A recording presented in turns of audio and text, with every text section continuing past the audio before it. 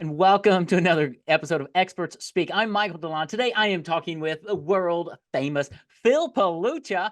And well, first of all, Phil, thank you, man, for spending some time with me today. Thank you for inviting me. It's a lot of fun. It's always fun when we catch up. Dude, it's been great. So I've known Phil for a number of years. We were in a mastermind group together, and then just a lot of networking and things. And Phil runs a company called Billionaires and Boxers, and we're going to dive into that. And recently, he became a #1 Amazon International best-selling author of his book, The Underdog Champion: How to Go from Unknown to Unrivaled, which is really kind of your secret sauce of how you help people go from being, as I would call them, a coffee bean, looking like, Mm, sounding like everybody else, to becoming kind of top in their category so they can really serve more people. So that's what I mm. want to dive into. And as we get there, let's just talk about it and tell us, Phil, how in the world did you get doing what you're doing today? Purely accidentally, I think is probably the honest answer. Some days I ask myself the same question. Yeah. So I grew up in a sports environment, so I was a professional athlete. And then when I got medically retired, I went into coaching, and I detested coaching. I often use the analogy that it was like being a recovering alcoholic trying to manage a bar. So it just didn't work for me. I wanted to be on the field, not on the side of the field. So I went into the corporate world, and I just took everything that I'd learned in sport. I mean, I've been playing sport professionally since 6, 7 years old. So, I'd been around an environment where you were held to incredibly high standards. It wasn't just about how hard you work. It was about how talented you were, how knowledgeable you were, learning more every day. Learning equals earning. And one of the big ones for me was that so many people, and this actually was what helped me in my corporate career, but kind of what we do today in our coaching business as well, both on the sports side and on the business side, is that so many people don't even realize they're in a game. So I'll give you a great example. We're doing a podcast and TV series at the moment, and we're talking about how you differentiate yourself from your competitors. So we're asking people, who are your top 5 competitors and why? And I swear to you, about 90% of people either tell me that they don't have any competitors, or they choose somebody like Microsoft or Right. Barclays. And you're like, no, there was a guy the other day who said Baines, like Baines and McKinsey are his competitors. And he said, yeah, McKinsey's probably the best one. And he's a one-man band consultant who thinks that his competitor is a $3 billion a year, 20,000 consultant strong firm. Right. It's like, I don't even know what game you're playing, but you're losing, right? Exactly. Um, so for me, it was always about that with sport, because you're not in a league by yourself. If you want to win the Super Bowl, if you want to win the World Series, there are other teams there that want to win it too. There are teams who are there specifically to stop you from winning it. Right. So it's not just about how you're going to play on Sunday when you rock up on the field. It's about how are they going to play? How are they going to line up? What's their strategy? What are their strengths that you need to avoid or learn from? What are their weaknesses that you need to exploit? And so many people don't realize that business is a sport just as much as sport is. But because they haven't even recognized that they're playing the game, they get left behind. So that was what allowed me to excel in my corporate career, because I was able to look both internally and externally at the competition and work out how to gain a winning gameplay, and develop that strategy and that game plan. Then when I set up my own businesses, it was exactly the same. It was who is in my division, but I am at the low end of the division and they're at the top end. I did not enter Division 4 and think, let's use the example that everyone will probably be familiar with, because I use football a lot, right? Soccer for most of your listeners. Okay. Um, so many people will have watched the documentary, or at least seen a little bit now, of the Welcome to Wrexham with Ryan and Rob, who've bought Wrexham Football Club, and they were in the lower division. So they were in the National League of English Football. So it goes the Premier League, where you'll have all your teams like Liverpool, Manchester United, Chelsea, those kind of people. Championship, which is the most expensive league in the world, because if you win promotion to the Premier League, you get an additional $100 million in revenue. If you don't, you lose $100 million in revenue. It's like Vegas on speed for sports. It's horrendous. Then you have League One, which again is a very tough league to get out of. Then League Two, then the National League. So to get out of the National League, Wrexham needed to understand, well, who got promotion last year? How much did they spend? How many points did they win? How can we calculate that amount of points? Where are the banana skins going to be? What's the target we need to aim for? But if they were looking at the likes of Manchester United or Liverpool or Chelsea and going, that's where we're aiming, it's like, that's ludicrous, because as far as I'm aware, to this day, Wrexham's most expensive ever player is $600,000. Chelsea's most expensive player is 250 million. So A little bit of difference there. it's a little bit of a difference. So when people come to me and they're like, yeah, it's Microsoft, it's Apple, or I don't have any competitors, it's like, how do you ever plan on winning the division and gaining promotion to the league above if you don't even know who you're competing against? So that's Yeah. really what it is that we do today, is helping people to understand what it is that makes them special, what it is that are their strengths, their weaknesses, understand the competition, and then develop a winning game plan to allow them to tap into all those things that make them special so that they can win a trophy. Man, that is so good. You said so much there, Phil, that I just want to encourage my audience just to stop, rewind, and re-listen to that, because we just came out of the Super Bowl here, a Yeah. few weeks ago, and I use the analogy of football in America, right? Yep. Of but it works with football in the world as well. Mm. That every team goes into the game with a game plan, Yep. and they win not just because of their offense, but many times because of their defensive strategy. Absolutely. And in business, we have to do the same thing. Yep. And that's what you are so brilliant at bringing people in and opening up light bulbs, because you look at things from an outside perspective, Mm. and you always fight. I love this about you. You always fight for the underdog, Always. because there is a way for business owners to climb that ladder faster when they have the right message or whatever, right? Unpack that a little bit Mm. about how do you work with business owners and the mind shift you bring to the table. Well, a lot of it is that they want growth, right? So I understand that for me, successful businesses has a formula, and the formula is very simple. It's visibility plus credibility equals profitability. And I think once you kind of break it down and explain to people, they understand that that's exactly what, or at least on the face of it, it's like, okay, I get that. And what most people have is they have the credibility piece. So they have customers who love them, they get repeat business, they get referrals. They've got that bit nailed, right? Yeah. But outside a very small circle of influence, nobody knows that they exist. So then it comes down to visibility. And that's when they start saying things like, I'm going to start a podcast. I'm going to go speak on more stages. I'm going to get more media attention. I'm going to go start guesting on 1 million podcasts a year. And I understand the logic of, if visibility is an issue, then I should just throw loads of visibility at it. But this is where I think people like Gary Vaynerchuk really let the market down with just create more content, hustle, hustle. It's better to be famous for 50 of the right people rather than 5 million of the wrong. And almost everybody agrees with that. But when I ask them who those 50 people are for them and what the strategy is to get in front of them, they have no idea. Mm. They have no idea. So the first thing that we need to do is establish, well, who are those 50 people? And we start looking at things like, who are your ideal clients? Are you sure that that's your ideal client, or is that just who you currently sell to at the moment? Who do Yeah. your competitors sell to? I don't know. Okay, well, we might want to find that out, right? How much do your competitors charge? I don't know. Right. Well, we might want to look at that. Who are the partners for your competitors that drive them most of their referral business? I don't know. It's like, Yeah. okay, so already we're getting a lot of I don't know. So if we want to really talk about how we grow this business, I am not in the game of reinventing the wheel. Right. I am aware that almost every single, there are exceptions, but almost every single professional sports club in every industry worldwide that has ever won anything did not do so by doing something completely unique. They did so by learning what was working and doing it better than the people who'd gone before. Absolutely. So Absolutely. if you aren't looking at what people are doing, and I mean, my attitude is always this: learn, implement, evolve, teach. Learn, implement, evolve, teach. That's exactly what we do in our business. It's what we encourage our clients to do in theirs. But notice how the first step is learn.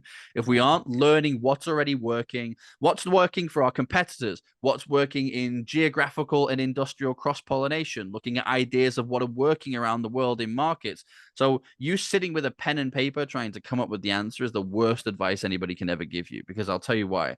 If you knew the answer, you'd have done it already. Yeah. You don't know the answer, and that's okay, but you can go and learn it from somebody else. And if you can learn it, then you can implement it, then you can evolve it and improve it. Now you're winning, and now you can go and teach that internally, teach that externally, but it's all focused on growth. But the answers lie externally rather than internally most of the time.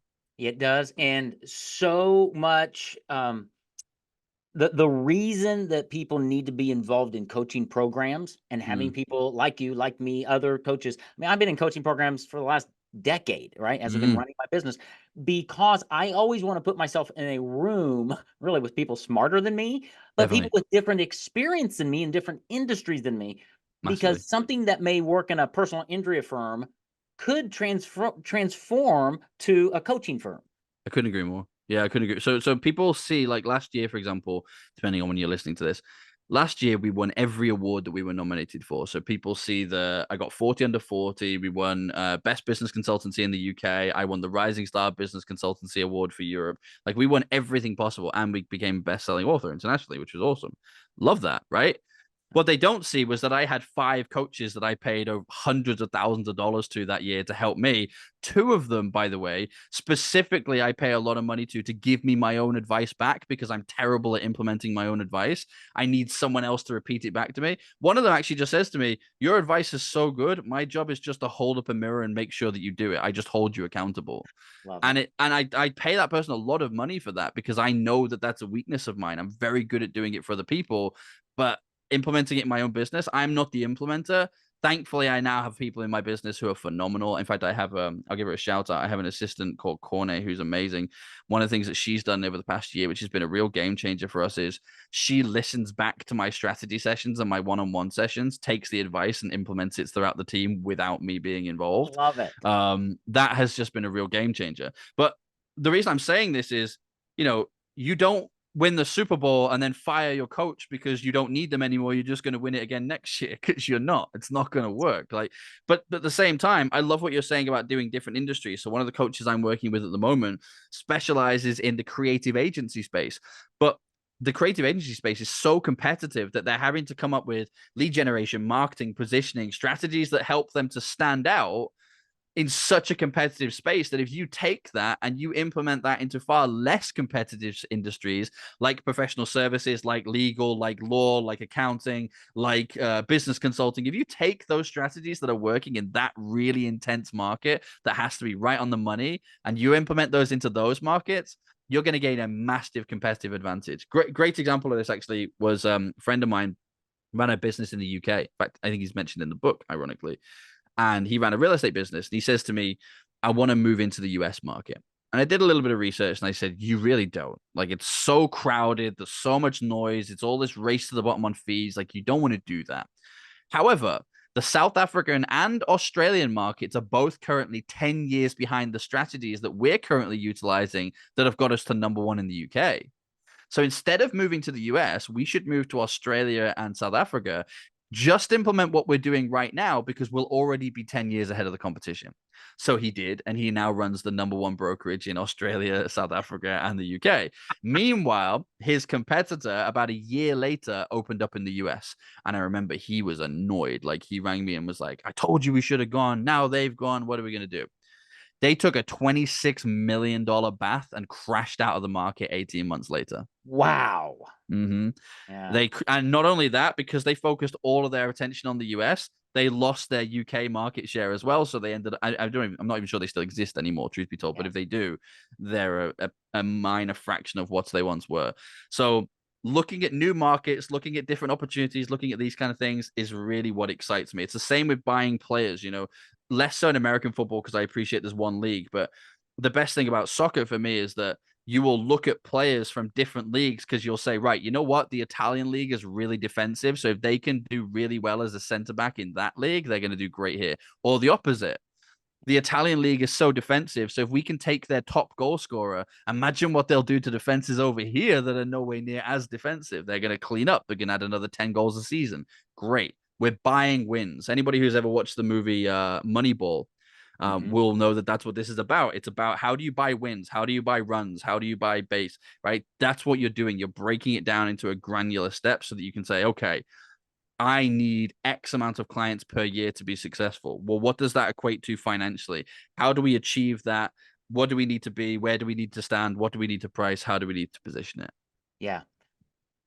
So much good stuff here. Because if you pull back, one thing you're going to find when you hang around with Phil is you're going to get ideas that are different than what you hear everywhere else and that actually work, right? Mm, Because too many business owners are listening to all the gurus out there who are graduating from some course. They're yeah. all schlepping the same stuff. And it's like, stop it, right? Mm, How do you look differently at your business and those things that you just rattled off the top of your head? There were like 5 or 6 of them that you need to go back and listen to this. because it's about that competitive market. And the one thing you mentioned as you were talking is in any sports, you've got the head coach, right? And Yeah. he's organizing. He's got different players. He's got offensive coaches, defensive coaches, player coaches, kicker coaches. So you got to have all these different people in order to execute that game plan properly.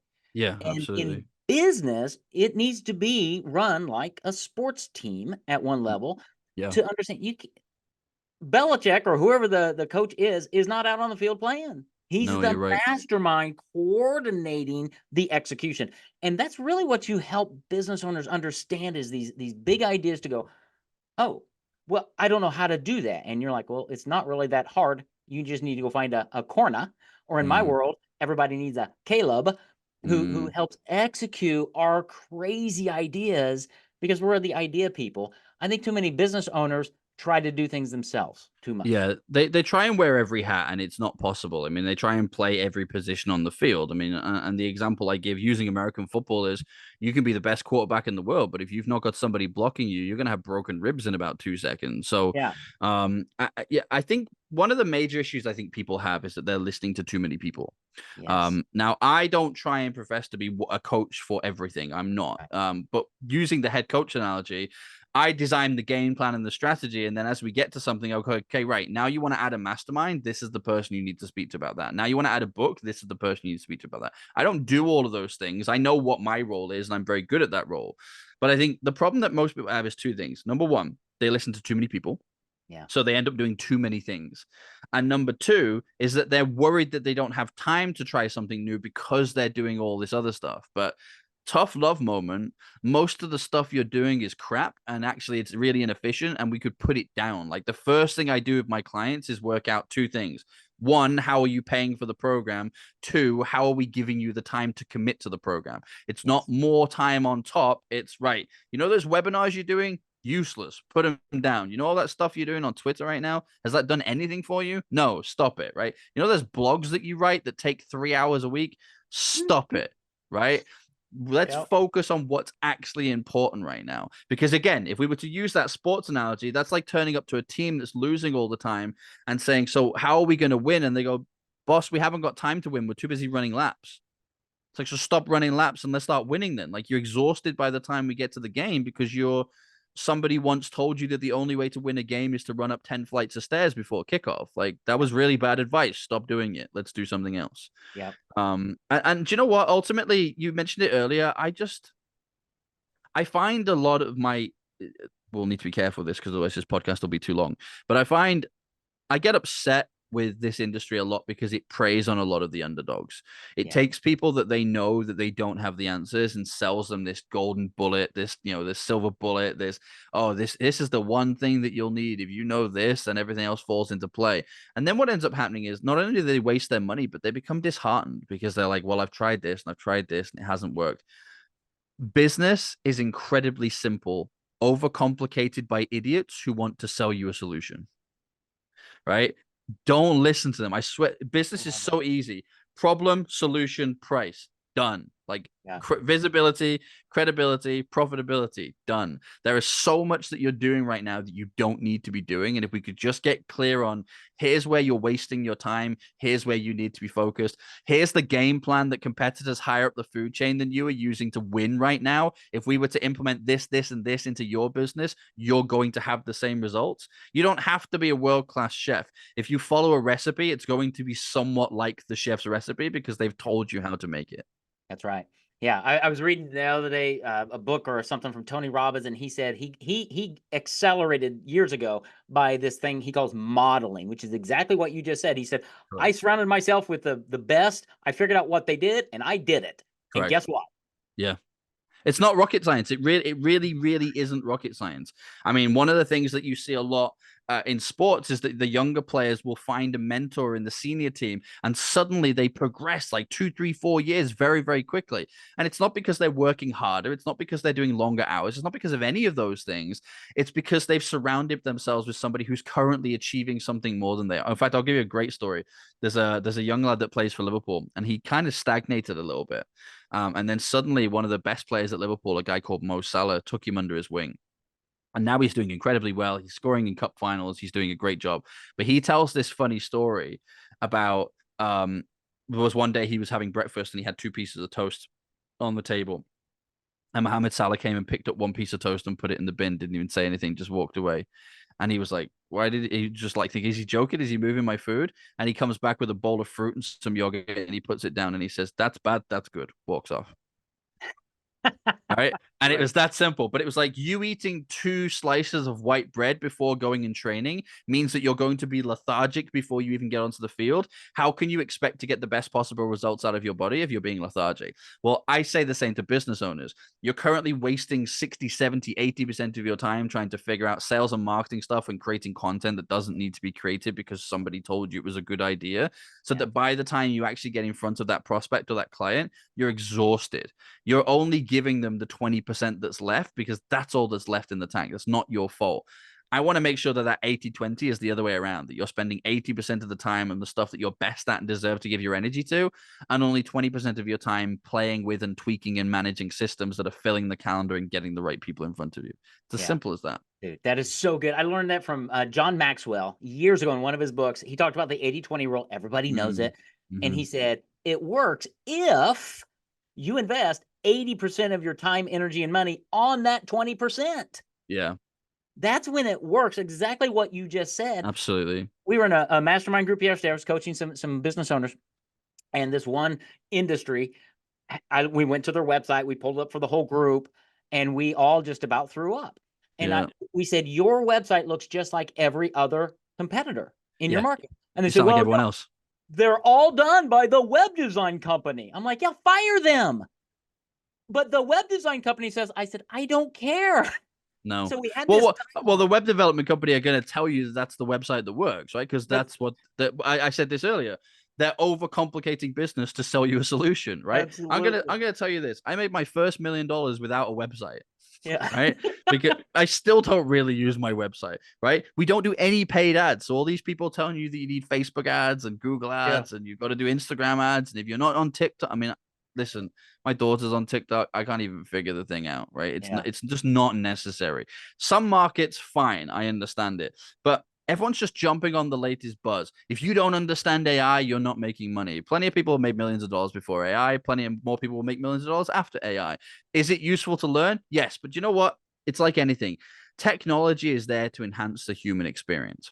And what you should be doing is finding a problem in your business and then seeing if there is a technology to solve that problem. Instead, what happens is people turn into a magpie and they go, "Ooh, that sounds like a cool bit of equipment. I'll buy that and try and figure out how to fit it into my business." And before you know, all you've got on your Batman utility belt is these nice to have things that you're like, I don't even know why I bought that. And by the Right. way, I'm saying this as a former AppSumo addict that was spending thousands of dollars a month on stuff that I never used because like, oh, that sounds fun. I'll buy that. I promise you, it's not the way to go. Business is very, very simple. It's all about being in front of the right people and having the right conversations at the right time. And if your problem right now is that you're not speaking to enough of the right people, then technology is not what you need. It's a strategy as to how to meet the right people. Absolutely. And there's nobody I know better, Phil, than you on strategy because you've been doing it for so long for yourself, for other people. Hang around Phil, and you're going to start understanding the strategy, the what's going wrong with your business, where you're wasting time, effort, money, and Mm. how fast a business can actually pivot to become known by your audience. And that's the thing, you don't need to be known by everybody. You need No, to be known by your audience. there's a great quote that I remember from years ago, and I wish I remembered who told it me because I remember the quote but not the person, which is awful. Somebody said to me, when you in marketing, when you speak to everybody, you speak to nobody. When you speak to one person, you speak to everybody. And Mm, what they meant by that was when you try and create content that speaks to everybody, it has to be so generic that nobody can relate to it because it's so fluffy. And that's what most people are doing. But what I do is I create content that speaks to my favorite customer, and I'm not going to say who that person is, but I speak to my favorite customer, and every piece of content that I do is, hey, I just read this article and it was really funny, and I thought you'd get a kick out of it. Here's why, and I tell them right, and I'm speaking to that one person, and since doing that, that resonates with so many more people because they start going, oh, I feel the same. I have that problem. I'm making that mistake. I'm doing that too. yeah. So knowing that like I did one the other day. In fact, there's a video about to come out on my LinkedIn. In fact, you probably go see it, which is about how the lessons that you can learn from Liverpool Football Club's most recent win, and it actually makes reference to what we were talking about earlier. With the most people don't even know that they're in a game, like they don't even know who their competitors are. So if I was to say to you, who are your top 5 competitors, and you were to say to me, I don't have any, name me Tony Robbins and Oprah, or Right. tell me, or tell me it's Microsoft or somebody random like that, then I'm going to shine a giant mirror up at you and say, how on earth do you expect to win a trophy if you don't even know who you're competing against? And I know since I shared that on my podcast network, I have had about 50 messages from people saying that really touched a nerve because that was the answer that I gave you. And Yeah. it's like, yeah, it was. I'm aware of this, but you're not alone. There's like 80% of the industry giving me the same nonsense answers. That just shows me that there's an education piece and that there's a lot that you can learn. And to be honest, rather than laughing at you for that, I'm excited for you because if you don't know that and you're about to, oh my days, the growth opportunities that you're about to experience, the secrets, the hints, the tips, the strategies, the game plans that you don't even know exist right now are going to revolutionize your business. So if you've had any form of success at all without knowing those things, I'm excited for your 2024. Yeah, absolutely. And Phil is going to be able to put you on a growth plan because of a strategy. He's not selling you some fancy pill or something. It's I going to wish. come it's going to come from the school of wisdom and learning over years of playing the game right. So I cannot encourage you enough to check out Phil Pelucha. Phil, where's the best place for people to find you and to start hanging out around you? LinkedIn is the one profile that I use the most. I really like LinkedIn. It's a good platform. You can even just follow us on there, even if we can't connect, because I think we're constantly going over 30,000 connections. Which, by the way, if anyone from LinkedIn is listening, we definitely need more than a 30,000 connection limit. That's ridiculous. But you can follow the content. You can get involved. We share everything that we're doing on LinkedIn. There's a lot of conversations that happen on there. Just come hang out in our world for a little bit, see what's going on, engage with our content, have a chat with us. If there's anything in specific that you've enjoyed or have any questions for from this interview, drop me a message. I'm more than happy to respond and answer. If I'm not the person that can help you, I can definitely point you in the direction of somebody that can. But look, you know this about me already, Michael. There's no hard selling with me. In fact, we're usually oversubscribed, so we're very picky about who we work with. But ultimately, I just want to help people win. And if people are there and they're going, you know what, Phil, this has got to be the year for me. I'm ready to grow. I'm ready to earn. I'm ready to learn. Let me show you how to do it so you're not wasting your time and money in places that you shouldn't be. Absolutely. Phil Palucha, the underdog champion of the world, as we call him, because he's rooting for you so that you can go from unknown to unrivaled in your industry. Dude, it is always just so much fun to hang out with you and have a chat. Thank you for blessing me and my audience for being my guest today, brother.